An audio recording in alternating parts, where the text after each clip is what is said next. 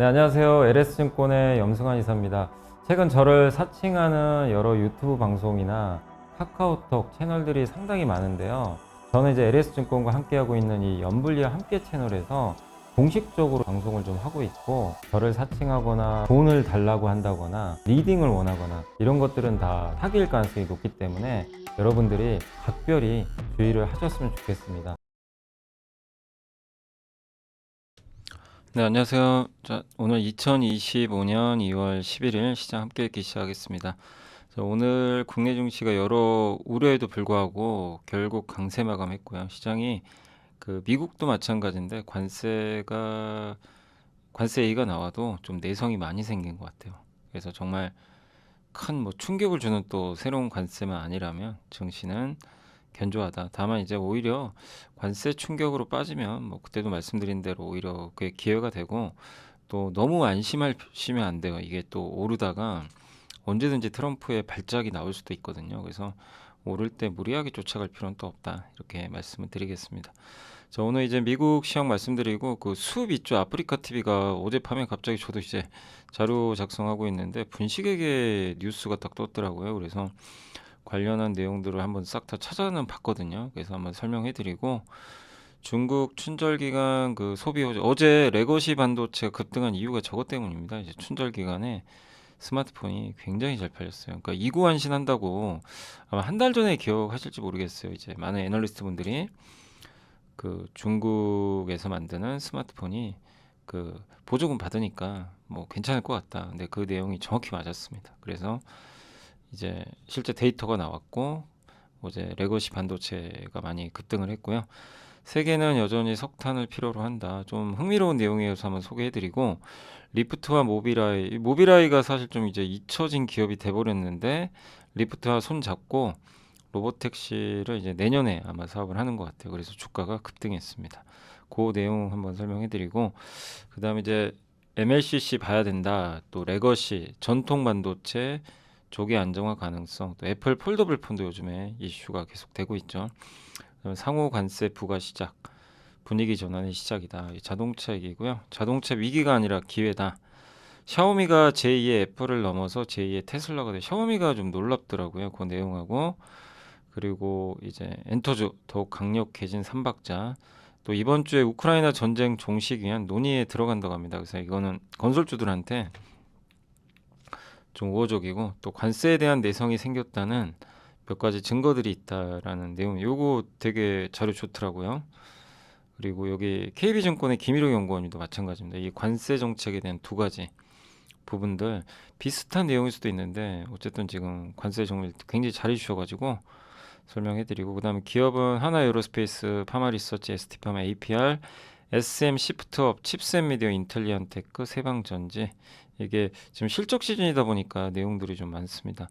또 현대미포, 전자공시는 현대미포, 메가스터디 교육, 레브코퍼레이션, 한국자산신탁, SM 우주일렉트로, 금호석유화학, 삼성물산, 삼성전기, 백산, 이런 기업들의 공시가 있었고, 그 다음에 지금 제가 3시 반 기준입니다. 지금 오늘 3시 반 기준으로 이제 실적 좀 괜찮았던 기업들 다시 좀 정리를 했고요. 어제 그 뒤늦게 나온 기업들하고, 그래서 시프트업이 실적이 좀 상당히 잘 나왔었고요. 어제 콘솔 신작 성과가 있었고, 유리기판 관련된 필옵틱스가 뭐 일단 실적도 좋습니다. 또 SM은 놀라운 실적을 냈고요. 콘서트나 이제 콘서트 매출 증가하고, 또 이제 뭐 굿즈 같은 상품 매출도 증가한 것 같고요. 그리고 한국단자도 기대보단 좀 못했지만 작년 동기랑 비교하면 굉장히 좀 큰 폭의 이익 증가를 기록을 했습니다. 하나 에어로스페이스가 진짜 그냥 흔히 뭐 찢었던 표현 쓰잖아요. 영업이익 8,500억인데 예상이 5,200억이니까 뭐 어마어마한, 분기에 8천억 벌어요. 정말 놀랍습니다. 그리고 레거시 반도체 대표 주자죠. 한양 디지텍도 뭐 예상보다 좋은 실적을 냈습니다. 그리고 한정기술 오늘 발표했는데, 신한울 3, 4호기 종합설계 용역 등 국내 원전 계속 사업 수행에 따라서 용역 사업 매출이 좀 증가하면서 호실적을 또 발표했습니다. 작년에 21억이었는데 재작년에 4분기에, 작년 4분기가 무려 268억 이익을 냈고, 펄어비스가 흑자 전환에 성공했습니다. 동원 F&B는 많은 수치는 아니지만 그래도 최근에 좀 주가 부진했는데 기대보다는 좋은 실적 냈고 반도체 펠리클 있죠. 예, FST가 그 실적이 상당히 또 잘 나왔습니다. 대규모 적자에서 흑자로 전환이 됐어요. 대한통운도 일단 기대 이상의 실적 냈고 MC넥스가 이제 휴대폰이나 그다음에 자동차에 들어간 카메라 만드는 회사죠. 근데 상당히 좋은 실적을 냈습니다. 재작년 4분기보다 2배 이상의 영업이익 증가를 기록했고 현대 엘리베이터도 승강기 교체 물량이 증가하면서 정말 놀라울 정도의 실적을 냈습니다. 23년 4분기에 39억 벌었는데 24년 4분기는 700억을 벌었어요.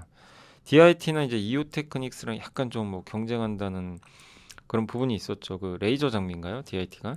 예. 요거 관련해서 아마 그 어닐링 장비 그 맞죠? 예, 어닐링 장비 관련해서 그래서 DIT는 주로 하이닉스 쪽에 들어가고 이오테크닉스가 아마 삼성 쪽으로 많이 알려져 있는데 이 회사가 어쨌든 좋은 실적도 냈습니다. 영업이익 98억 기록을 했고요. 그다음에 현대백화점도 기대 이상의 실적 냈고 HMM도 정말 깜짝 실적 냈습니다. 영업이익이 예상이 7,900억인데 1조 원을 기록을 했습니다. 컨테이너가 좋았고요. 그다음에 이제 PSK 홀딩스도 매출도 급증했지만 영업이익이 예상이 296억인데 431억을 달성했어요. 그래서 깜짝 실적을 냈다. 역시 HBM 뭐 고객사가 워낙 많기 때문에 예, 호조를 좀 보였던 것 같습니다. 그래서 이런 내용들 중심으로 해서 또 한번 설명을 해드리겠습니다. 일단 다시 그 하얀색으로 돌아왔습니다. 하얀색으로. 예. 불편하시는 분들이 좀 있어서 예, 기존에 하얀색이 편하신 분들도 많이 계시죠. 그래서 미국은 많이 올랐고요. 예, 뭐 대부분 올랐고 10년물 금리 다시 올랐고요. 환율도 올랐고 유가도 반등했습니다. 폭스콘이 AI 서버 만드는데 이게 매출이 좋았어요. 그래서 엔비디아 주가가 오늘 급등했거든요. 그 영향이 있었고 미시건대 소비자 조사에서 그 기대 인플레이션이 이제 앞으로 물가 어떻게 될 것 같냐 그게 급등해서 좀 우려가 됐는데 뉴욕에서 이제 뉴욕 기대 인플레이션은 뉴욕 연은에서 이제 조사한 부분은 안정세를 보였습니다. 그래서 이건 좀 다행이었고 프랑스가도 이제 우리도 AI 투자하겠다. 우리나라 돈으로 163조 투자하고요. 오픈 AI가 이제 엔비디아를 것도 하지만 직접 칩을 만들겠대요. 그런 내용이 있었습니다. 그래서 정리해드리면 트럼프가 이제 철강 알루미늄 관세 부과 이거 아마 오늘 뉴스 보니까 3월 12일부터 부과하는 것 같아요. 3월 12일부터 부과할 것 같고 한 달 남았죠. 그 사이에 부과 안 할 수도 있습니다. 한 달이나 원래는 사실 어제 한다고 그랬거든요. 바로 이게 늦춰버렸죠. 그러니까 트럼프도 시간을 두고 협상하겠다는 의지가 좀 강한 것 같아요. 근데 어쨌든 미국의 철강주들은 급등했고 정책이 막 관세가 막 정신없이 쏟아지는데 시장 참가자들은 좀 내성이 생긴 것 같아요. 민감하게 반응은 안 합니다. 프랑스의 대규모 AI 투자 발표가 있었고 뉴욕 기대 인플레이션은 3%로 유지가 됐습니다. 금값은 사상 최고치를 다시 경신했습니다. 요즘에 미국의 엔비디아도 그렇고 기술주가 강한 이유가 이것 때문이에요. 헤지 펀드들이 지난주부터 미국 주식을 강세 노론으로 좀 전환을 했다는 그런 언론 보도가 있었어요.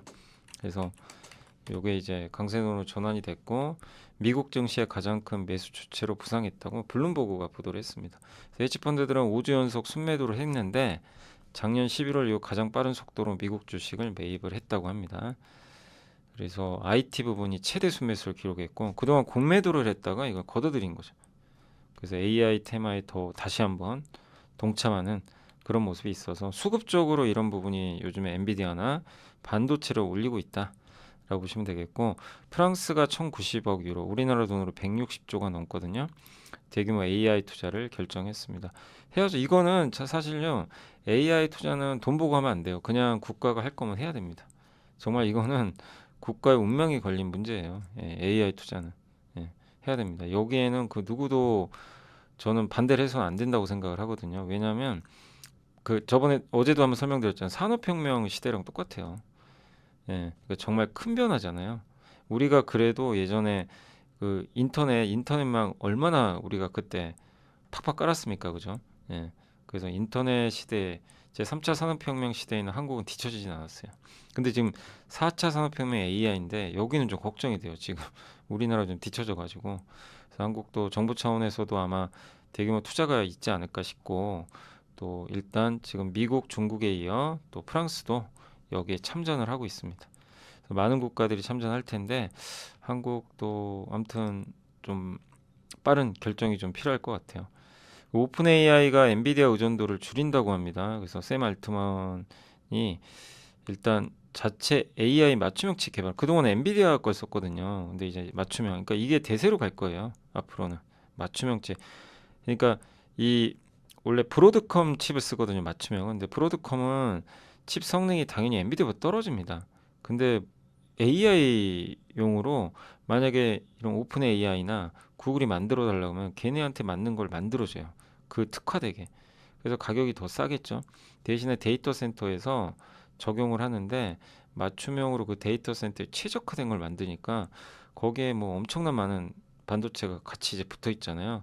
그런 것들을 또 통신용 칩으로 결합해서 되게 커뮤니케이션 잘하거든요. 그러니까 성능이 굉장히 잘 나올 수밖에 없어요.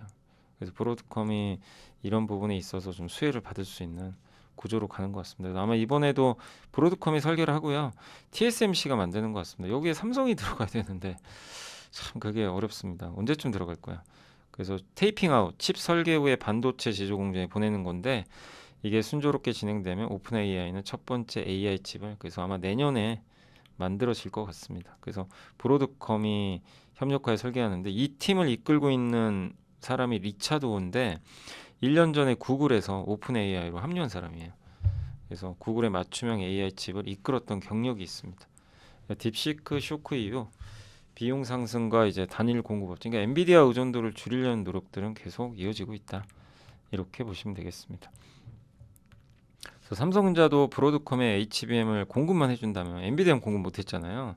그러니까 삼성한테도 브로드컴을 어떻게든 좀 확보하는 또 기회가 열렸으면 좋겠고 트럼프 관세가 고통스러운 스태그플레이션 물가는 오르는데 경기가 안 좋은 거죠. 그 충격이. 그러니까 미국에서도 지금 증시는 오르는데 일부 이제 경제학자들은 계속 경고를 합니다. 이거 관세 무시하면 안 된다. 그래서 관세 영향은 미국 GDP를 0.4%, 이 멕시코, 캐나다, 중국만 매겼을 때 미국 가구당 800달러 이상의 세금이 올라가는 효과가 그 악영향이 생긴대요. 그래서 물가는 0.7% 분기에 엄청나게 오르는 거죠. 그래서 시장은 아직 덤덤하지만 전문가들은 조심해야 된다. 이렇게 얘기를 했고 S&P 500 기업들의 주당 순이익도 관세율이 5%포인트 오르면 1에서 2% 감소할 걸로 추정을 하고 있다고 합니다. 그래서 아직 본격 시행된 건 아니지만 시장은 주의해야 된다. 그러니까 그 시장 견조하지만 전문가들은 조심하자라고 언급을 하고 근데 시장은 좀 내성이 생긴 것 같아요. 약간 조심은 하는데 일단 좀 내성은 생기는 그런 분위기 같습니다. 이게 관세에 대해서 언급하고 있는 그 기업들의 비중이라고 합니다. 엄청 늘어났죠. 지금 많은 기업들이 다 관세 얘기를 하고 있는 거예요. 그러니까 참 근데 답이 안 나오죠. 관세 뭐 어떻게 대응할 딱히 방법도 없고 참 쉽지 않죠. 자, 그리고 테슬라가 많이 급락했고요. 테슬라가 많이 올랐죠, 사실. 근데 우리가 펀더멘탈 생각하면 너무 오바를 했고요. 이제 그게 정상화되고 있고 또 어느 시점에서 조정 충분히 받으면 또 오르지 않을까 싶습니다. 그러니까 또 이렇게 급락한다면 기회가 이제 또 오고 있다. 이렇게 봐야 될 것 같고 다만 이제 오를 때는 조심은 해야 된다. 이렇게 말씀드리고 싶고 엔비디아는 이제 애널리스트들의 긍정적인 평가가 좀 많았습니다. 에버코 또 아르구스 수석 애널리스트도 AI 경쟁은 심화되지만 데이터 센터 외에도 게임 전문 시각화, 뭐 자동차, 로봇 이런 데서 성장할 거다. BOA도 그러니까 미국의 애널리스트들은 굉장히 여전히 좋게 보는 것 같아요. 그다음 브로드컴이 급등했습니다.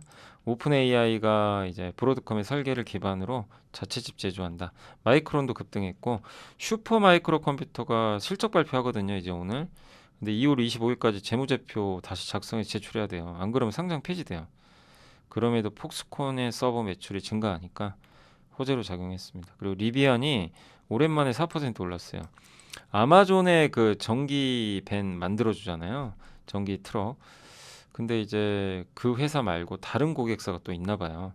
그래서 그거 아마 주문을 좀 받은 것 같습니다. 그래서 주가 급등했습니다. 그럼 리비안한테는 되게 좋은 뉴스죠. 네. 그래서 아마존과의 독점 기간이 끝난 후에 아마 대형 차량 운영업체와 상용반을 테스트를 해왔다고 합니다. 그다음 모빌아이가 이제 리프트라는 이제 미국의 대표적인 그 우버 경쟁사죠. 여기랑 손 잡고 내년에 완전 자율주행 로보택시 시장이 커지는 거예요. 근데 여기서 우리가 생각해야 될 건 제대로 하고 있는 업체가 누구냐? 전통 자동차 회사 중엔 없어요. 실제. 현대차 말고는 없어요. 전통. 제가 말씀드린 전통은 뭐 토요타나 폭스바겐 이런 회사들이죠. GM이나. 예. 그 US 스틸은 4.8% 철강 수혜받았고 맥도날드는 오히려 실적은 안 좋았는데 주가는 반등했습니다. 제가 주가를 안 써왔네요. 제가. 근데 인투이티브 머신즈는 이제 그 달나라에다 그 민간 유인 우주 착륙선 이제 착륙시킨 최초 기업이죠. 근데 오랜만에 급등했습니다. 자, 그래서 이렇게 한번 정리를 해드리도록 하겠습니다. 그래서 주요 이슈 한번 설명을 해드릴게요. 먼저 기업 뉴스 아까 우리나라 숲이라는 기업 아시죠? 아프리카 TV예요. 근데 수백억 원대 분식회계예요. 그래서 기사 내용을 조금 요약을 해봤는데 게임 콘텐츠 광고 매출을 부풀리는 방식으로 분식회계 의혹을 받았대요. 금감원이 회계 감리하고 있다고 합니다. 이거 뭐 어떤 거냐면은 스트리머 있죠. 게임 진행하는 이제 거기에 그 사람이 이제 광고를 할 거예요. 근데 게임사가 이 사람한테 광고를 하길 원해요. 그러니까 이 스트리머한테 게임 방송하는. 근데 이제 수비 중계를 해주는 거죠. 그러니까 수비 중간에서 다리를 놔주는 거예요. 그럼 수은 뭐죠? 수수료만 받으면 되죠. 예. 근데 어떻게 된 거냐면 수수료를 받은 게 아니라 수비 먼저 만약에 100억 원의 매출이 발생했으면 숲한테 100억 원이 가요. 이걸 매출을 인식을 해요. 그리고 스트리머한테 그 90억을 줘요. 그럼 10억 남죠. 10억이 수수료거든요. 수수료를 이제 90억을 주고 10억을 갖는 거죠. 그러니까 어떻게 보면 현금은 그냥 이래나 저래나 현금은 그냥 10억 번 거예요. 그죠? 중개 수수료로. 근데 그걸 왜 매출로 잡냐 이거죠. 매출로 잡으면 안 된다고 금감원이 보고 있는 것 같아요. 그거 잡으면 안 된다. 그냥 너는 10억 원 번 것만 해야지 그건 네 매출이 아니다. 예. 네가 매출을 일으킨 게 아니야. 스트리머가 한 거 아니냐. 그 광고주랑 해서. 예. 근데 어쨌든 이 부분에 대해서 아마 걸고 좀 넘어진 것 같아요. 21년도에도 이런 일이 있어가지고 시정을 요구했는데 그게 아마 수정이 안 됐던 것 같습니다. 잘. 근데 기사 내용만 보면 저도 뭐 잘은 모르니까 기사 내용만 보고 말씀드리는 거예요. 그래서 작년 분식회계로 이제 금융위로부터 중징계받은 카카오 모빌리티와 비슷한 거 아니냐. 그리고 21년에 수비 이런 문제로 지적을 받았는데 제대로 처리하지 않은 것 같다. 그래서 고의적인 분식회계가 인정되면 형사처벌도 가능하다. 근데 저도 이제 여러 가지 내용들을 이렇게 뭐 텔레그램도 있고 블로그에도 많이도 올려주셔서 그냥 정리를 해보면 현재 회계 규정에 의하면 용역을 본인이 수행하면, 그러니까 예를 들면 수비 직접 해요. 그럼 매출을 그대로 반영 100억 하는 게 맞아요. 근데 다른 사람이나 다른 법인이 대신하면 중개 수수료만 반영하는 거예요. 근데 이건 중개가 맞죠? 어떻게 보면 그죠? 그럼 스트리머한테 매출이 반영돼야죠. 이거를 수비 반영하는 게 아니라 그럼 수분 10억만 가져가는 게 맞아요. 네. 그냥 10억을 매출로 반영해야죠. 근데 100억을 매출로 반영하고 90억 주고 10억만 이제 이익으로 남는 약간 이렇게 반영을 한 것 같아요. 지금 보니까 금감원은 그렇게 얘기한 것 같고, 근데 이걸 어떻게 해석하냐의 문제인 것 같아요. 이 부분을 용역을 본인이 수행하면 매출을 그대로 반영, 다른 법인이 수행하면 중개 수수료. 근데 이걸 어떻게 해석하냐의 문제인 것 같아요. 그러니까 21년에도 이 문제를 지적을 받았으니까 처음은 아닌 것 같긴 한데 결론이 어떻게 날지는 모릅니다. 그래서 금감원 조사 결과를 한번 지켜봐야 될 것 같고요. 일단 오늘 그래도 아침에 주가가 엄청 빠졌어요. 그죠? 10%. 근데 이제 그래도 이것 때문에 뭐 상장 폐지 가고 막 그렇게까지는 안 보는 것 같아요. 저게 이제 약간의 그 바라보는 관점의 차이다 보니까 그래서 주가는 다시 이제 조금 회복되는 그런 모습을 나왔는데 아무튼 이게 좋은 뉴스는 아닙니다. 그래서 약간의 변동, 최근에 또 주가까지 올라가다 보니까 변동성은 있을 수 있다는 거. 그래서 혹시 숲 주주분들은 이런 내용이 있다는 건 꼭 좀 참고를 하시면 좋겠습니다. 결론이 날 때까지 근데요 시간이 굉장히 오래 걸려요. 저런 경우 바로 해결되는 문제는 아니고 시간이 좀 오래 걸릴 수는 있다. 그리고 중국이 춘절 기간 일단 소비가 좀 호조를 보여서 어제 이제 레거시 반도체가 많이 올랐던 이유입니다. 그래서 가전제품과 휴대폰이 166, 182% 매출이 급증했어요. 주문량이 40%. 휴대폰 및 디지털 제품 판매량은 450만 원 넘어서 그 전체 판매량의 45%나. 그러니까 IT가 엄청 팔린 거예요. 이 휴대폰하고 가전이. 휴대폰과 디지털 제품이 주요소. 그래서 이게 이제 중국의 주요 언론에서 보도가 뜬 거예요. 그래서 이제 어제 레거시 반도체가 급등했는데 중국 비중 제일 높은 회사가 삼성전기입니다. 매출의 40%가 중국행이에요. 그래서 MLCC, 뭐 덕산 레오록스, 삼성전자, 테스는 낸드 장비, 세경하이테크, 뭐 심테 이런 기업들이 좀 관련한 밸류체인 아닌가라고 말씀을 드리고 싶고요. 그다음에 원자재 쪽에서는 아까 석탄 세계가 여전히 석탄을 필요로 한대요. 트럼프 대통령은 그 무엇도 석탄을 파괴할 수 없다. 석탄을 굉장히 옹호하고 있고 그다음에 이제 미국의 석탄 수출은 국내 소비가 감소했음에도 계속 수출이 좀 늘고 있나 봐요. 왜냐하면 아시아가 석탄을 계속 써요. 신재생으로 이게 그러니까 우리가 명분은 좋죠. 이제 지구 온도 낮춰야 되고 아니 누가 반대를 하겠어요. 지구 지금 기후 이상에다가 지진도 나고 막 갑자기 막 엄청난 한파가 몰아치기도 하고 그럼 당연히 기후 변화에 주목해야 되고 당연히 지구 온도를 낮추는데 좀 노력을 해야 되니까 신재생 에너지 당연히 써야죠. 예. 근데 돈이 문제라니까요. 그 돈을 누가 댈 거냐 이거죠. 우리는 못 된다 이거예요 지금. 이런 느낌이니까 석탄을 안 쓸 수가 없는 거죠. 예. 당장 전기는 해야 되고 당장 전기는 해야 되고 돈은 많이 들고 그럼 석탄으로 환경은 나중에 생각하자. 약간 이제 이런 이제 분위기죠. 어떻게 보면 또 거기다 트럼프가 당선됐으니 파리 기후협약 바로 탈퇴하고 야 석탄 써 막 아니, 미국도 저러는데 굳이 우리가 왜 지켜 이제 이런 분위기인 거죠. 그러니까 이제 이 기후 이쪽은 더 후퇴하는 거죠. 그러니까 석탄은 더 증가할 수밖에 없는 거죠. 이게 글로벌 석탄 용량이래요. 계속 줄죠. 그러니까 우리 생각과 반대로 가죠. 이 석탄 사용 산업 아닌가 했는데 그래서 유럽과 미국의 석탄은 줄어요. 근데 아시아가 늘고 있어요. 특히 중국이 주범입니다. 전 세계 석탄의 56%.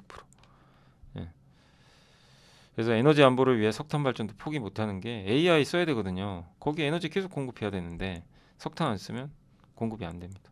대신에 지금 이제 미국은 LNG로 하는 거죠. 그래서 천연가스로.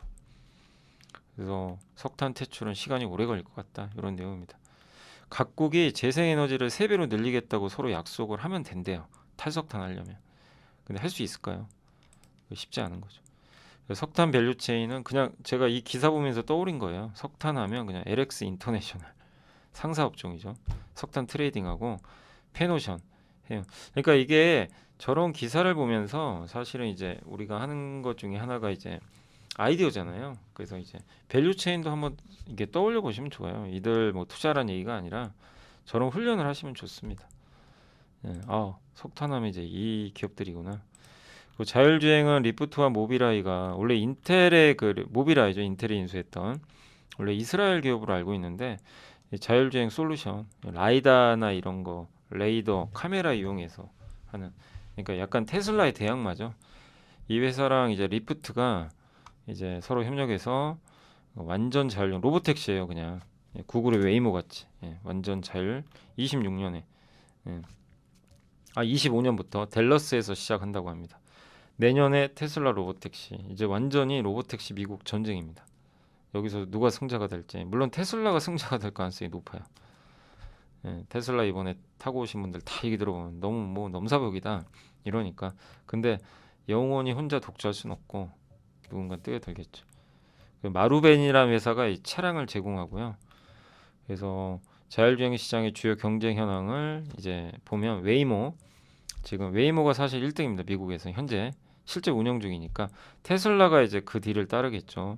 올해 6월부터 텍사스에서 아마 시작한다는 얘기가 있고요. 리프트는 이제 올해부터 또 댈러스에서 그래서 웨이모의 가치는 450억 달러 정도 지금 평가받고 있고 테슬라는 이번에 이제 주가 많이 올랐죠. 어쨌든 멀게만 보였던 자율주행 시장이 이제 가까이 다가오고 있고 자율주행 산업, 로봇 이런 이제 무인화 산업이 점점 커질 수 있다. 기업들, 자동차 회사들은 자율주행 뒤처지면 이제 저도 미래가 없다고 생각합니다. 요 밸류체인입니다. 삼성전기, MLCC 이제 이렇게 적어보는 거예요. 그냥 제가 이거 기사 보고 그냥 제가 쭉 그냥 생각나는 대로 다 적어버린 거예요. 순식간에. 현대오토에버 소프트웨어, 현대모 이들이 정답이라는 건 무조건 아닙니다. 생각나는 대로 현대모비스 전동화 플랫폼, 한국 단자가 그 자동차 전선 뭉치 연결하는 거. 피런티어가 카메라 장비. 이게 테슬라향이죠. MC넥스 자동차용 카메라, 파트론, 세코닉스 카메라. SOS랩은 라이다, 스마트 레이더 시스템 자동차용 레이더, 넥스트 칩셋 미디언 차량용 반도체. 테슬라랑 현대차는 실제 로보택시를 만들고 있죠. 그래서 이런 밸류 체인들이 있다는 것도 염두에 두시면 좋겠습니다. 자, 이제 보고서로 넘어가 보겠습니다. 네, 먼저 이제 IT 쪽인데 대만 1월 매출을 보니까 MLCC를 보자 이런 내용이고, 아까 말씀드린 대로 중국의 이구안신 정책으로 모바일 수요가 좋았고, MLCC 기업 야게오의 매출도 좋았는데 설 연휴 전에 미리 재고를 좀 쌓아놨나 봐요. 그리고 관세 부과되면 불확실하니까 미리 또 당겨서 선주문도 있었다고 합니다. 그 반도체는 일단은 그 B2C 소비자용 수요가 좀 지속될지 조금 더 보자. 바닥은 맞는데 조금 더 확신은 필요하다 이런 내용이고, MLCC 제대로 보자. 노트북과 MLCC 쪽 좋았고, MLCC 비수기인데도 좋았다. 공급망 전반 재고가 안정화되고 있고, 중국 위구안싱도 이게 일시적인 게 아니잖아요. 올해 연말까지 이어져요. 그 MLCC는 지난 3년간 그래서 불황이 끝났대요. 그래서 삼성전기에 대한 최선호 의견을 유지를 했습니다. 또 레거시, 이게 반도체죠. 전통 반도체 어제 급등했는데 비슷한 얘기죠. 이구안신 효과. 그 다음에 중국의 CXMT가 너무 많이 생산해가지고 DDR4 가격이 급락했는데 이게 멈췄대요. 그 낸드에서는 춘절 이후에 가격 인상 소식이 들려왔는데, 낸드 반도체 안에 있는 그 컨트롤러라고 있거든요. 그 회사 중에 이제 저도 이름은 잘 모르겠어요. 파이썬 일렉트로닉스 이 회사가 명절 이후에 고객사들에게 10% 가격 인상을 통보했다고 합니다. 그러니까 낸드 컨트롤러 업체가 이렇게 가격을 인상을 시도하면 업계 재고가 높지 않다는 얘기니까 긍정적인 거 아닌가. 그리고 이구안시는 올해 말까지 이어지고, 삼성한테 좋죠. 이게 레거시가 왜 이렇게 돼 있죠? 레거시가 살아나면 삼성전자 실적이 더 좋을 수밖에 없는 게, 하이닉스는 HBM 비중이 50인데 삼성전자 20%밖에 안 돼요. 그러니까 레거시 비중이 큰 게 삼성이니까 삼성도 이제 비중을 확대하자라는 의견입니다. 애플의 폴더블 폰 코멘트인데, 요거 이제 다올의 고희영 손우성 연구원님이 이제 트렌드 포스에서 루머가 있었어요. 실제 26년 가을에 출시된다. 근데 26년 9월에 출시될 걸로 전망하고 있고, 한 1,500만 대 정도 예상을 하고 있고, UTG 울트라 스인 글라스, 굉장히 이제 그 얇은 글라스인데, 요거는 렌즈테크란 기업이 아마 공급을 할 것 같습니다. 그 힌지는 이제 이렇게 경첩이라 그러죠. 이렇게 폴더블 폰 이렇게 접었다 폈다 하는. 그거는 아마 이제 대만의 신주싱이란 기업이 아마 공급을 하는 걸로 알려져 있고요. 그다음 플레이트는 아마 탄소섬이나 티타늄이 쓸 것 같은데, 삼성은 탄소섬유를 사용을 하고 있고요. 플렉스보드 가치가 70%. 그러니까 뭐냐면 거기 들어간 기판 있죠. 유연한 FPCB. 요 기판 만드는 회사 중에 하나가 BH죠. 원래 대부분 애플 아이폰에 많이 공급하는데, 요게 아마 기존 스마트폰용 대비해서는 요게 판가가 100% 인상될 가능성도 있대요. 그다음 이제 메인보드의 RCC는 저도 이건 잘 모르겠더라고요. 저도 좀 생소해서. 그래서 요건 좀 넘어가도록 하겠고요. 그리고 위 루머들은 이제 중화권 공급망 중심으로 작성된 것으로 보이며, 블랙 PDL, PL 보호 필름, 이런 이제 업체 중심으로 관심을 갖자. 그래서 블랙 PDL은 덕산 네오룩스라고 많이 알려드렸죠. 보호 필름은 세경 하이테크, 또 다양한 OLED 소재 만드는 회사 이녹스 첨단 소재, 내장 인지는 한국의 파이넴텍 많이 소개해드렸죠. 그래서 이런 기업들이 좀 밸류 체인이다라고 보시면 좋겠습니다. 자동차도 오늘 보고서가 많은데, 상호관세 부과가 시작이 됐고 분위기 전환의 시작이다. 다올투자의 유재용 연구원님은 오히려 우리한테 반사수혜 가능하다. 이번 관세 정책은 한국보다 유럽에 집중돼 있다. 또 현대차 그룹은 미국에다 제초소 지으려고도 좀 하잖아요. 그리고 유럽이 피해봐요. 왜냐하면 관세가 증가하면 유럽의 자동차는 대당 300에서 400만 원 올라간대 가격이. 그럼 인센티브 비용이 증가하겠죠. 소비자들한테 이게 가격 올라가니까 유럽 자동차 회사들이 차를 판매할 때 이만큼을 떠안아야 돼요. 우리가 떠 안을게요. 기존 가격에 사세요. 대신에 비용은 우리가 더 지불하겠습니다. 이게 이제 인센티브 비용이 잡히겠죠. 그래서 이거 상호관세 부과하면 한국보다는 유럽이 타격받는 거죠. 중국산은 미국과 교역이 없어서 큰 영향 없고요. 근데 우리나라의 관세 부과하기 쉽지 않을 거라고 이제 얘기를 하는 것 중에 하나가 한국의 GM 공장 있잖아요. 여러분도 아시겠지만 거기서 미국으로 가요, 수출이. 그러면 미국 기업이잖아요, GM. 예. 거기에 공장이 있다는 이유로 미국에 가는 이 트레일 블레이저인데 요게 한 30만 대니까 총 41만 대가 미국으로 가거든요. 적은 수치 아니죠. 이 물량은 그냥 관세 때립니다. 만약 한국산이니까. 그러니까 이제 트럼프가 과연 그렇게 할까? 그것도 지켜봐야 되겠고, 철강 산업이 25% 관세 부과하면 연간 2천억 정도 비용이 증가한대요, 현대차 기아가. 근데 어쨌든 미국 내 현대제철 10조 투자 방향성 감안하면 중장기 부담은 완화될 것 같다. 이런 내용입니다. 근데 피곤하죠. 이렇게 관세라는 게 참 자동차 위기가 아니다 기회다. 요새 자동차주들 진짜 안 좋은데 뭐 저는 어쨌든 저도 개인적으로는 자동차 회사들은 지금 완전히 눌려 있잖아요. 그래서 뭐 굉장히 편해요, 투자하기는. 예, 싸니까. 예, 막 이게 급등할 때가 불편하지만 대신에 주가가 안 가니까 문제죠. 예, 편하긴 한데. 그래서 중장기적으로는 저도 여전히 긍정적으로 보고 있고요. 그리고 현대차를 좋게 보는 게 자율주행도 준비가 잘 돼 있죠. 전기차 뭐 예, 그런 부분도 있고. 아, 그리고 이제 현대차 그룹은 대형 SUV 하이브리드 이제 출시를 하면서 이 팰리세이드가 워낙 지금 잘 나가잖아요. 근데 이제 요게 토요타랑은 좀 다른 점이 있어요. 원래 병렬형이에요. 이렇게 이제 여기 구동 모터와 이제 발전 모터를 이렇게 이제 병렬식으로 한 건데, 요거는 일본은 직병렬이라 그래서 요거를 두 개를 이렇게 직렬로 연결합니다. 요게 좀 차이점이죠. 근데 이게 제가 챗GPT한테 좀 궁금해서 물어봤어요. 병렬식과 직병렬의 차이가 도대체 뭐냐. 예, 그래서 엔진과 전기 모터가 병렬로 연결되고, 핵심은 엔진과 전기 모터의 동력 분배가 최적화되지 않으면 효율이 좀 떨어져요. 연비가 조금 덜 좋아요. 예, 대신에 부품 수가 적고요. 제조 비용이 적어요. 그러니까 좀 가성비가 좋은 거죠.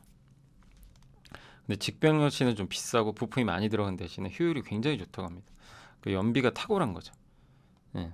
저속에선 전기 모터로만 가고, 그런 것들은 그러니까 전기 모터로 가고 엔진으로 가는 거를 아주 굉장히 효율적으로 잘 바꿔준대요. 그 구간마다. 그게 이제 직병렬의 장점인데, 대신에 직병렬은 비싸요. 예. 부품도 많이 들어가고. 그게 단점입니다. 근데 현대차는 이 병렬식을 이번에 개선했어요. 직병렬만큼의 효율을 내도록. 엔진도 개선을 하고 변속기 설계도 바꿔가지고. 그러니까 이제 저비용으로 높은 효율을 낼 수 있는. 그러니까 현대차 기술력이 대단한 거죠. 그래서 여기도 나와 있지만 토요타는 직병렬인데 비싸다. 현대차는 좀 싸다. 대신에 연비 확보가 좀 쉽지 않다. 대형차의 구현이 사실 어려웠어요. 중소형차는 가능한데, 근데 이번에 이제 이걸로 해결을 했습니다. 그러니까 대단한 거죠. 현대차.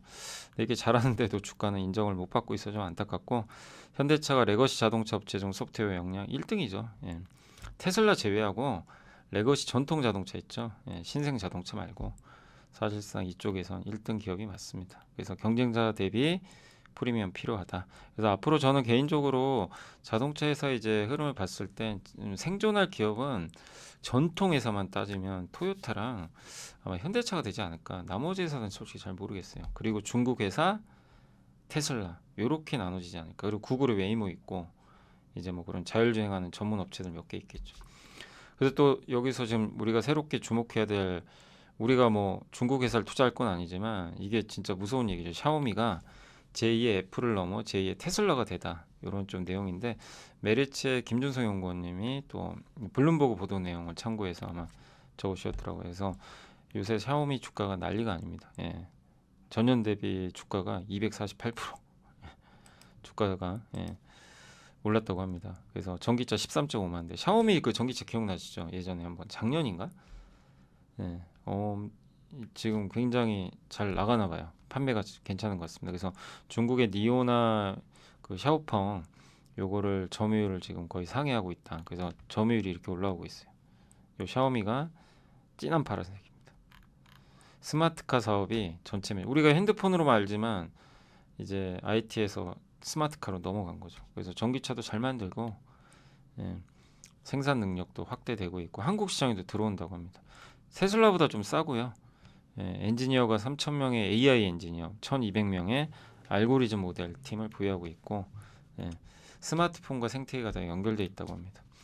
2030년까지 글로벌 전기차 시장 점유율 5%를 달성할 정말 야심찬 목표를 갖고 있고, 예, 그래서 무섭죠. 이렇게 중국 회사들이 이렇게 잘합니다. 그러니까 우리가 무시할 부분은 아니에요. 뭐 잘하는 건 인정을 해야 되고, 다만 우리나라에서는 잘 안 팔릴 거예요. 왜냐하면 우리 한국은 아직은 이미지가 중국 차에 대해서는 좀 평가절하하는 이미지가 좀 강합니다. 그거 개선하려면 시간 많이 걸리고, 그래서 어차피 중국이 노리는 건 우리나라 시장이 아니고요. 저기 뭐 동남아시아라든가 저기 유럽 쪽이죠. 미국은 어려우니까. 그래서 결국 우리가 주목할 건 우리는 인도, 미국, 유럽이거든요. 여기서 현대차가 얼마만큼 이런 스마트카를 비롯해서 성과를 내는지가 관건이고, 현대차는 충분히 그걸 해낼 역량을 잘 갖추고 있습니다. 그리고 하이브리드카도 워낙 잘하고 있기 때문에, 예, 그래서 자동차 이슈들을 한번 말씀을 드려봤고, 엔터주도 요즘에 좀 부각되고 있죠. 예, 그래서 더 강력해진 삼박자, 엔터 업종 적극 비중 확대하자 이런 내용이고요. 뭐 미국 관세부가 안 하고 한한령 해제 가능성 높죠. 그래서 디어유가 좀 확실한 수혜를 받을 것 같아요. 디어유랑 텐센트 이미 협업을 해요, 중국에서. 그리고 제작사도, 예, 한한령 풀리면 스튜디오 드래곤 같은 제작사는 그냥 중국의 구작을 팔아버리면 돼요. 그냥 아무런 원가가 없어요. 옛날 드라마 그냥 팔면 돼요. 다 이제 이익으로 꽂히는 거죠. 근데 그게 열려야죠. 그 중국만 보면 SM이 가장 큰 수혜를 받을 것 같다. 요건 이제 어제 한번 그 우원식 국회의장 시진핑 주석과의 회담 한번 말씀드렸고, 그 다음에 우크라이나 전쟁 종식 위한 논의가 이제 예상되는데 2월 14, 16일에 독일 미넨에서 안보회의 열린대요. 아마 여기서 미국의 부통령이 대표단 이끌고 참석을 해요. 그래서 종전 협의를 할 것 같습니다. 그러면 전후 복구서 이것도 굉장히 큰 이벤트예요. 그래서 여기서 현대건설, 대우건설은 이미 이제 이쪽과 좀 이미 협업을 좀 하는 것 같고, 한미글로벌이 폴란드 현지 법인 설립해서 유럽 내 건설 프로젝트를 수행 중이다. 그래서 아마 현대건설, 대우건설, 한미글로벌을 좀 수혜주로 꼽고 있는 것 같습니다. 그리고 매크로 관련해서 관세 얘기인데, 관세 내성이 생겼다. 이 다울투자의 김지현 연구원이 잘 써주셨는데, 관세를 통한 세입 확보는 효과가 없고요. 그 무역 협상 도구 요거 아니냐 이렇게 보고 있습니다. 근데 어쨌든 국제 비상 경제법을 활용하면 의회 승인 없이 대통령이 바로 제재할 수 있어요. 수입 규제. 근데 이러한 권한이 없다 하더라도 무역법 301조, 232조, 338조, 121조 되게 많은데 권한이 있는데, 근데 이런 거는 입법과 행정 절차가 또 필요하거든요. 그래서 국제 비상 경제법이 제일 간단하니까 이걸 쓸 수 있을 가능성이 높죠. 입법에 대한 건 4월 1일까지 지금 조사하고 있거든요. 기존 무역업종을 다 검토해요. 예, 이제 그때까지 아마 조사를 해서 이제 결론을 낼 것 같고, 2019년에도 국제 비상경제법 활용해서 멕시코에 대해서 철강 알루미늄 관세 매기려고 했다가 그냥 철수해버렸죠. 그래서 아마 이번에도 그러지 않겠냐. 근데 이번에는 그때보다는 좀 강하긴 한 것 같아요. 예, 좀 굉장히 좀 광범위하고 있는데, 근데 그 트럼프는 이 관세로 부족한 세수를 메꾼다고 하는데, 연방 세수에서 관세 비중이 1%밖에 안 돼요. 근데 물론 관세를 광범위하게 매기면 비중은 늘겠지만, 이 1%밖에 안 되는 관세 비중인데 개인 소득세가 49입니다. 근데 감세하겠다 그러죠. 제일 비중 높은 건 감세하고 비중이 적은 건 늘려서 채우겠다. 이게 안 돼요. 불가능. 관세로 저거 다 어떻게 채웁니까? 그러니까 사실은 실효성이 좀 별로 없는 거고, 또 미중 1차 무역 전쟁 기간에 중국이 그 이제 농업 부분을 보복해 버렸어요. 예. 그러니까 미국 농부들이 피해봤죠. 그래서 관세 660억 달러를 이제 그 부과한 거 중에 610억 달러를 연방 보조금으로 농부들한테 줘버린 거예요. 그러니까 저렇게 상대방이 보복하면 미국 기업들이나 이제 미국 사업자들이 피해 보잖아요. 이것도 미국이 갚아주는 거예요, 대신. 그러면 세수가 더 부족하겠죠. 그 사실은 좀 쉽지 않다는 거죠.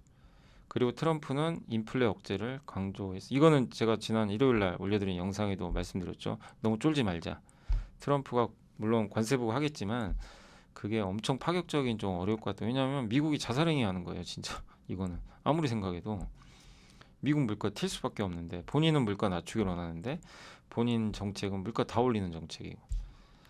그래서 어쨌든 우려는 계속 이어집니다. 뭐 어쩔 수 없고요. 그래서 우려가 있을 때 오히려 기회로 삼으시고, 4월 20일, 30일 중에 아마 무역 정책 검토 보고서가 나올 텐데, 관세 불확실성 그 전에 먼저 선반영해서 피크아웃 할 수도 있다. 한국이 이렇게 민감한 건 미국에 대한 비중이 높잖아요. 중국하고. 예, 그런 공포장. 그리고 2018년에 저는 겪어봤거든요. 2018년에 그때 투자하신 분들 아마 기억하실 거예요. 정말 짜증나는 장입니다. 1년 동안 정말 스트레스 어마어마한 장이었어요. 그냥 끝도 없이 빠져요.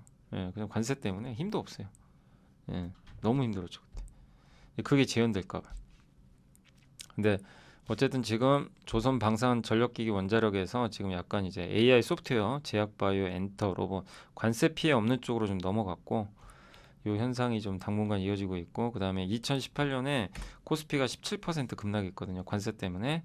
근데 중국만 매겼는데도 근데 당시에는 미국의 기준금리가 오르는 사이클 반도체가 업황이 꺾였어요. 당시 피카 이익도 꺾였고 지금은 정반대입니다. 지금은 반도체 이익 추정치가 이제 진정되고 있고 그 다음에 사이클 피크아웃은 이미 지나갔죠. 그리고 기준금리 인하 사이클이잖아요. 그때랑 달라요.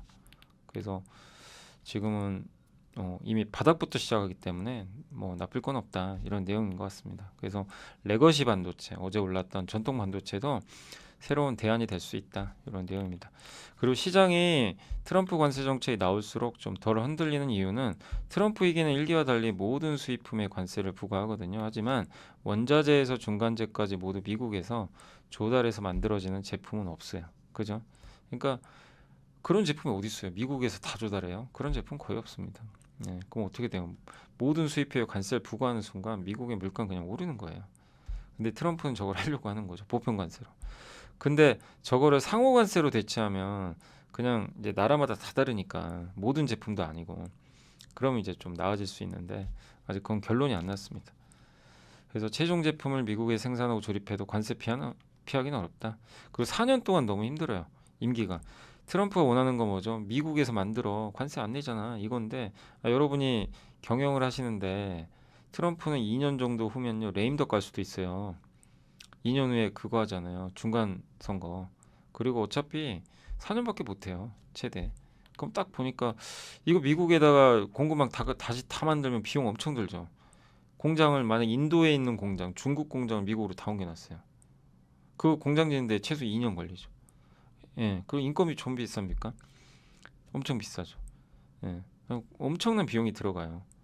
예. 그랬는데 막상 또 정권이 바뀌어가지고 예. 공급망을 또 이렇게 재편해버리면 완전 그냥 이 기업 입장에서 이제 멘붕 오는 거죠. 그러니까 이거에 대한 뭔가 명확한 뭘 줘야 돼요, 미국이. 예. 그러니까 정말 엄청난 인센티브를 주는. 그래서 IRA 법안은 인센티브를 줬잖아요. 만들어 돈 줄게. 근데 트럼프는 협박하잖아요. 안 내?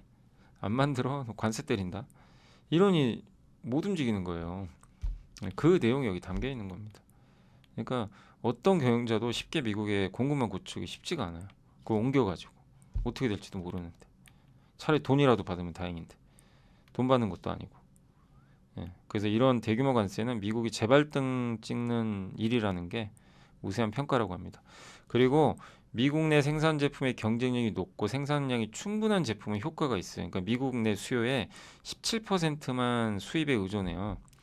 예. 철강은 대부분 미국에서 또 많이 만들어요. 그러니까 철강에 관세 때리면 효과가 있어요. 예. 근데 미국이 대체할 수 없는 거 있죠. 배에다 관세 때려 뭐 하겠습니까? 배에다. 우리나라에서 만들어서 미국 줘요. 뭐 그러지도 않겠지만 아직은 배에다 관세 때려서 뭐 합니까? 미국이 만들지도 못하는데 제대로. 그죠? 그리고 알루미늄 미국 거의 안 만들어요. 미국 내 수요의 82%는 해외 수입이에요. 저런 거 10% 관세 때려도 효과 내기 어려워요. 근데 대신 철강은 효과 낼 수 있다는 거죠. 그러니까 철강은 좀 피해 볼 수도 있어요. 그러니까 그런 부분은 우리나라 철강주들한테는 좀 부담이 되죠. 그래서 결론적으로는 트럼프 일기처럼 슬그머니 예의가 인정되지 않겠냐 하는 내용인데 다만 트럼프는 우리가 예측하기 좀 어려운 사람이라 어쨌든 계속 좀 상황은 지켜봐야 될 것 같습니다. 자 그리고 이제 하나 에어로스페이스 신한투자에서 나온 보고서인데 뭐 실적 보셨죠? 그냥 찢었습니다 실적. 하나오션 지분율이 더 올라가고 이제 그래서 올해부터는 하나오션 실적도 다 반영됩니다. 지산방산 이익이 급증했고 폴란드 좋았고요. 예. 일회성도 올랐습니다. 다만 너무 좋은 게 걱정이에요. 너무 좋으니까 좀 걱정되죠. 더 좋을 수 있나? 그게 좀 부담인 것 같습니다. 그래서 너무 흥분하실 필요는 없고요. 파마리서치도 좋은 실적 냈고 의료기기, 화장품 매출 다 급증했습니다. 약간 삼양식품의 향기가 나는 기업이에요. 국내에 리주란이란 브랜드는 독보적이고 해외에서 이거 시술하러 오잖아요. 연어 생식세포를 여기다 넣는 거죠. 그리고 보통 이런 이익률과 성장성이 동시에 올라가는 독보적 기업은 PER 30배 받는데요. 지금 한 22배 정도 됩니다. 그래서 리조란 매출은 스킨 부스터 중에 1위에 등극했어요. 실제 전 세계에. 국내와 아시아만. 아직 유럽과 미국은 제대로 진출 안 했고 이제 CVC라는 회사가 아마 그때 투자를 했던 것 같은데 함께 유럽으로 시장은 넓힐 것으로 예상을 하고 있습니다. 그래서 경쟁 제품이 좀 들어오곤 있지만 경계는 좀 해야 돼요. 그러니까 경쟁 제품이 혹시 리주란의 점유율을 좀 파고들면 예, 좀 위협적일 수 있죠. 경쟁 제품도 많이 있어요. 근데 그 리주란 힐러 요거에 대한 이제 그 어떤 브랜드 가치가 워낙 독보적이기 때문에 삼양식품의 불닭볶음면과 같은 그런 퍼포먼스가 계속 나오는 대체가 불가능하다는 게 인정이 되면 주가는 중장기적으로 계속 오를 수 있겠죠. 다만 그걸 계속 검증해야 돼요. 그래서 영업이익률을 잘 보셔야 됩니다. 영업이익률이 좀 높은데 이게 꺾이면요 경쟁이 심화되는 거예요. 좋은 게 아니에요. 그래서 매출도 중요하지만 이제 파마리서치는 매분기 이익률을 자꾸 확인할 필요가 있다라고 말씀을 드리도록 하겠습니다. 네. ST팜도 실적은 예상보다 잘 나왔습니다. 전체 매출 중에 올리고가 제일 중요한데 이게 RNA 치료제 원료 의약품입니다. 여기 70%까지 올랐고 상업화 물량도 많이 늘어났습니다. 그래서 올해도 좋을 것 같고요. 4분기에 제2 올리고동 가동도 개시되고 중국도 규제하는 것도 수혜 중에 하나죠. 다만 이제 수주가 꾸준히 일어나야 되고 예, 그리고 일라이릴리가 이제 올릭스 있죠. 어제 올릭스가 상한가 갔잖아요. 그게 RNA 치료제로 어제 한번 말씀드렸잖아요. 그 시장이 커져요, 실제. 예, 그래서 RNA 치료제 원료 의약품 글로벌 1위를 향해 나아가고 있고 다만 수주가 이어지는지 지켜보시고 저는 이제 그래서 제일 중요한 게 올해 하반기에 펠라크르센이라고 있어요. 이게 이제 임상 3상에 성공하면 내년에 FDA 승인이 가능해질 것 같은데 요거 임상 물량을 대고 있거든요. ST팜이. 예, 근데 승인 받으면 상업화되면 대량으로 나가죠. 근데 이게 왜 중요하냐면 펠라크르센은 희귀의약품이 아니라 만성질환 치료제예요. 그래서 이게 중요한 겁니다. 이게 잘 돼야 희귀질환은 좀 한정적이니까. 그래서 이 부분이 좀 주가에 중요한 포인트가 될 것 같고요. APL 역시 실적 좋았습니다. 매출 해외 매출이 폭발했습니다. 135%. 그래서 미국이 131, 뭐 일본도 120% 어마어마한 이제 실적 상승이 있었고 미국과 일본에서 화장품도 잘 되고요. 이 기기도 잘 되고 있습니다. 다만 이제 B2C로 사업을 전개하고 있어서 비용이 좀 증가해요. 그러니까 소비자한테 팔다 보니까 마케팅비가 좀 나가는 거죠. 그게 이제 이익률에 그러니까 이 산업이 경쟁이 치열하면 APR한테는 되게 부담스러워요. 그러니까 APR이 독보적으로 삼양식품의 불닭볶음면, 아까 파마리서치, 리쥬란처럼 독보적인 브랜드로 가야 됩니다. 근데 그런 브랜드가 지금 디바이스 쪽에서는 구축이 좀 돼가고 있는데 조금 더 몇 분기는 더 확인해봐야 되겠죠. 그래서 역시 중요한 게 이익률이에요. 근데 이익률이 좀 꺾였어요. 그럼 경쟁이 좀 강화되는 거고 최근에 엘프뷰티도 실적에서 뭐라고 했냐면 미국 화장품 시장 경쟁 강도 강화되고 있다. 안 좋은 거죠. 그래서 지금 오늘 또 주가 올랐지만 흥분하시면 안 되고 예, 항상 그런 부분들 체크하시면서 대응하시면 그래서 항상 조정 시에 관심을 가지시면 좋겠습니다. 자사주 소각은 잘하고 있어서 이거는 좀 좋은 버팀목 역할 것 같고 SM은 이제 시작일 뿐이다. 뭐 실적 너무 좋았고 뭐 중국이 열리면 제일 큰 수혜 같습니다. 그래서 올해 기대가 되고요. 시프트업은 이제 게임사인데 이번에 실적 괜찮았습니다. 영업이익도 올해 올해 몇이죠? 올해 36.3%인가요? 예, 그래서 올해 영업이익 이거 한번 확인해 볼게요. 이게 36.3인지 제가 잘못 쓴 것 같습니다. 36.3 같은데 어쨌든 증가를 전망을 하고 있고 올해 5월 예상되는 니케 중국 이제 니케라는 그 게임이 중국 승인 받고 이제 5월에 중국 버전이 나오는데 그게 잘 되느냐가 관건 같습니다. 그래서 올해 게임주는 괜찮을 것 같아요. 전체적으로 인건비도 줄고 근데 신작 성과 여부가 중요하고 보호해수 관련 때문에 조금 조심하라고 말씀드렸죠. 이제 그것도 이제 반영됐잖아요. 그래서 이제는 그 어쨌든 이 게임 쪽에서 매출 또 신작 효과가 나올지 지켜보시면 좋겠습니다. 다만 주가는 싼 건 아니에요. PER이 20배라 뭐 싼 주가는 아닙니다. 칩셋 미디어 이번에 실적 좋았습니다. 예, 영업이익률이 30%가 넘었고요. 구글, 뭐 퀄컴 이런 데 공급하고 있어요. 실제 그 칩 설계해 주는 업체죠. 바- 그래서 반도체 분야에서 미중 분쟁으로 또 중국 고객사가 많이 늘어나고 있는 것도 긍정적입니다. 다만 주가가 싼 건 아니에요. PER이 45배니까 지금보다 더 많은 이익을 내줘야 돼요. 그게 좀 관건인 것 같습니다. 그러니까 매출이 팍 늘어야 돼요. 그게 돼야 이제 편하게 볼 수 있는데 그 점은 아직은 아니에요. 그러니까 조금 더, 그러니까 이게 모멘텀은 되게 좋아요. 자율주행과 중국 AI 모멘텀 둘 다 봤거든요. 그래서 그런 이슈가 한번 나와서 급등하거든요. 그럴 땐 줄이시고 또 부진할 때 좀 투자를 하고 이렇게 대응을 하시는 게 약간 사고팔고를 좀 병행하시는 게 좋고요. 그냥 무작정 좋아지겠지 이렇게 장기 투자보다는 사고팔고 하시는 게, 반대로 넘어올 땐 조심, 빠질 땐 또 대응, 이렇게 하시는 게 좋을 것 같습니다. 인텔리안 테크는 이제 4분기에 어닝 쇼크가 발생했고 영업이익 적자 전환했고 생각보다 아직도 실적이 안 좋아요. 그래서 조금 실망스러운 실적인 것 같아요. 그래서 해상용 안테나 매출은 좀 회복은 되겠지만 그 이제 저 위성 인터넷 있죠. 요거 안테나 쪽은 일단 매출이 늘긴 느는데 아직은 가동률이 낮아가지고, 이게 주요 고객사가 영국의 원앱인데 여기가 서비스가 자꾸 지연돼가지고, 그래서 언젠가는 돌아올 겁니다.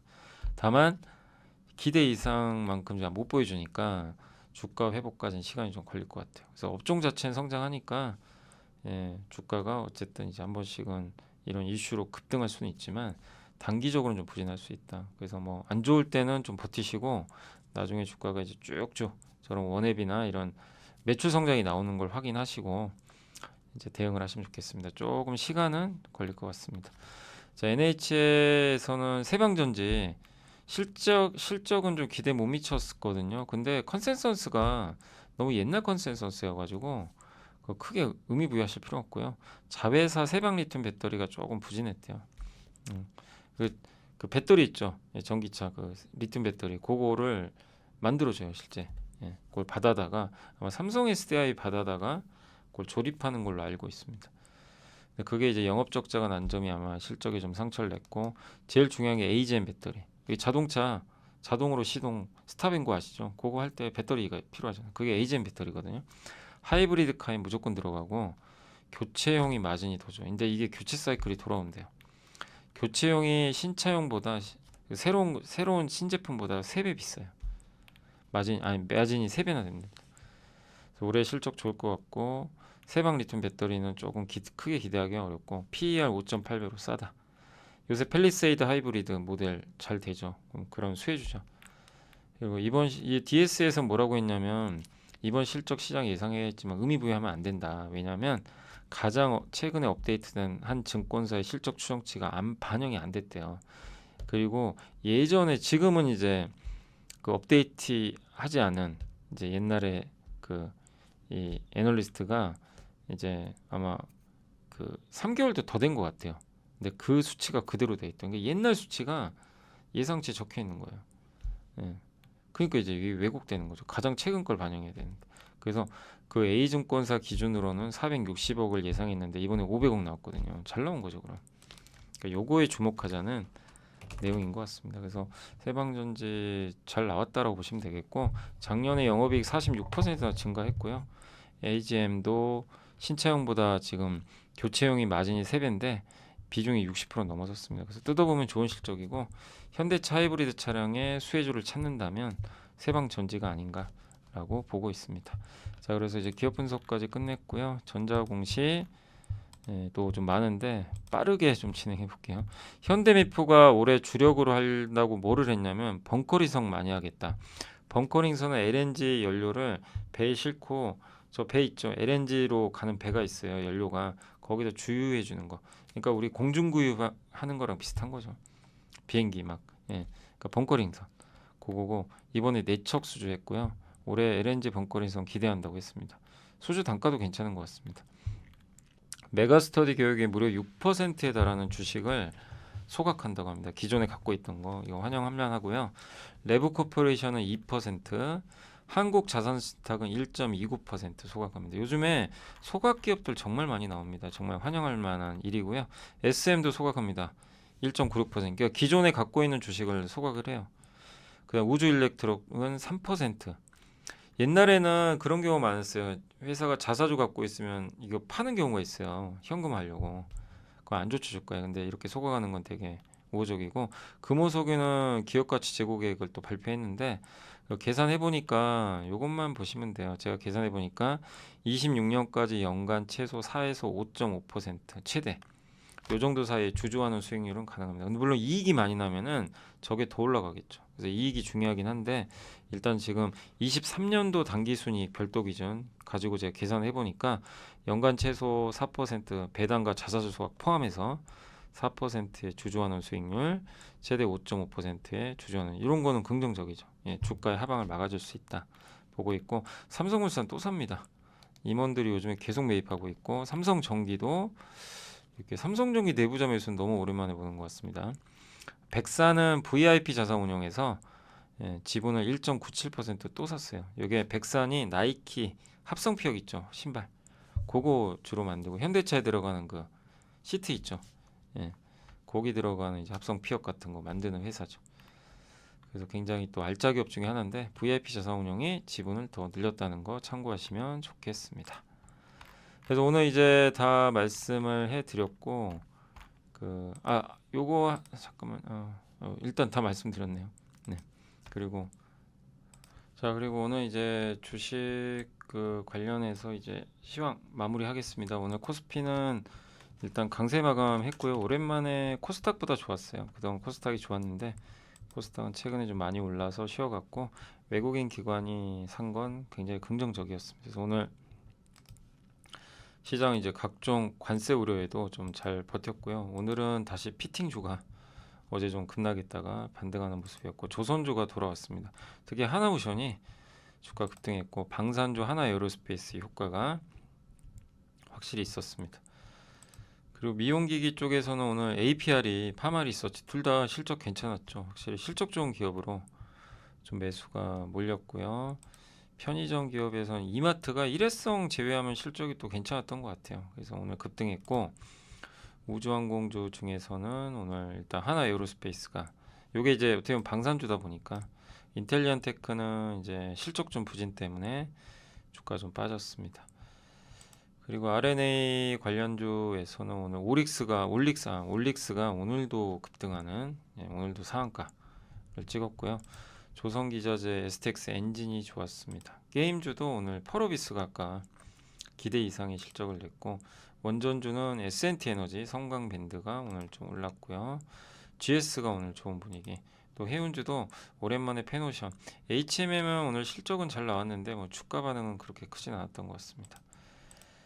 그리고 CJ ENM은 오늘 방송주는 뭐 큰 변화 없었고요. 통신주는 SK텔레콤이 좋았습니다. 비만 치료제 관련주 오늘 일부 올랐고요. 현대건설이 오늘 2% 가까이 반등을 하는 모습이었습니다. 다만 오늘 이제 반도체는 좀 쉬어갔습니다. 그동안 좀 많이 올랐죠. CXL 관련주도 좀 빠졌고 우크라이나 재건 관련주도 오늘 좀 빠지는 모습이 나왔고 HBM도 쉬어갔어요. 최근에 좀 많이 오른 부분도 있다 보니까 좀 쉬어갔고 물론 오늘 삼성은 좀 반등은 했습니다. 그렇게 오늘 좀 일단 마무리가 됐고요. 오늘 삼성바이오가 다시 급등해서 시총 3위로 올라섰고 그리고 하나에어로 고려아연 하이브가 오늘 좋았습니다. 하이브도 지금 이제 엔터주에서 좀 부상하고 있죠. SK바이오팜, LIG 넥스원 그리고 NC소프트 게임주도 중에 일부 좋았습니다. 그리고 알테오전이 오늘 좀 많이 빠져서 리가캠이랑 코스닥은 좀 그래서 부진했다 이렇게 생각하시면 좋겠습니다. 파마리서치 JYP가 오늘 드디어 8만원 참 그렇게 반토막 났다가 거의 2배 올랐죠 바닥에서. JYP도 지금 요즘에 분위기 괜찮고요. 엔캠은 많이 빠졌고 펄어비스가 10%. 오늘은 코스닥은 아주 난리가 아닙니다. 막 빠지는 건 빠지고 ST팜도 3% 급락, 이오테크닉스 급락, 테크인 급락, 반도체나 바이오가 안 좋았네요. 수분 아까 말씀드렸고 원희가 EPS는 근데 또 8%. 레거시 쪽은 좀 괜찮은 것 같아요 아직까지. 그리고 오늘 코스피는 뭐 아까 방산주 하나오션, 하나그룹주가 좋았고요. APR 좋았고 하나비전도 많이 올랐습니다. 반면 삼부토건, 세방전지는 기대에 미달한 건 아니에요. 근데 어쨌든 이제 최근에 좀 주가 올랐었죠. 4% 빠졌고 SKC도 실적이 굉장히 좀 안 좋게 나왔죠. 아까 보니까 적자가 나왔던 것 같습니다. 그리고 코스닥은 뭐 올릭스가 또 상한가 가고 한빛레이저, 또 펄어비스, 하이비전 시스템이 오랜만에 올랐고요.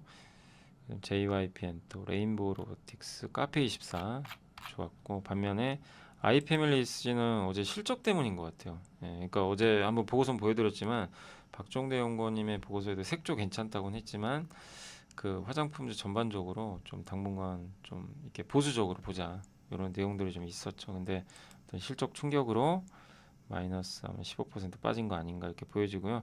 로보티즈도 오늘은 8%, 두산테스나도 7%, 캠트로닉스, 뭐 유진로, 로봇주는 오늘 레인보우는 좋았는데 대부분 좀 빠지는 그런 모습들이 나왔던 것 같습니다. 그래서 오늘 시장은 이렇게 좀 말씀을 드리도록 하겠고 철저하게 지수가 막 급등하는 것보다는요 그냥 종목 장세입니다. 종목 장세니까 어쨌든 여러분들이 좀 시장 좀 이렇게 그 너무 어렵게 생각하지 마시고 이렇게 오히려 급 나갈 때는 또 괜찮은 기회로 보시면 되겠고 그리고 너무 올라가는 거 쫓아가지 마시고요. 예, 적절하게 좀 이렇게 앞으로 나아질 기업인데 주가가 좀 소외받고 있다면 예, 투자하는 것도 괜찮고 그는 다만 중소형주 같은 경우 지금 실적 시즌이라 변동성이 엄청 심할 거예요. 이제 그런 점들은 유의하셔서 대응을 해주시면 좀 좋을 것 같습니다. 네. 자, 그래서 오늘 어쨌든 고생하셨고요. 예, 저는 또 내일 오전에 라이브가 있어서 라이브 시간에 또 찾아뵙도록 하겠습니다. 이만 물러가겠습니다. 감사합니다.